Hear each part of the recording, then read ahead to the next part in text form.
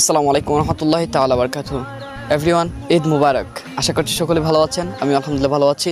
আমার জন্য খাস করে দোয়া করবেন। আপনাদের জন্য দোয়া রইল। আসসালামু আলাইকুম। আসসালামু আলাইকুম। সবাইকে ঈদ উল আজহার শুভেচ্ছা। ঈদ মুবারক।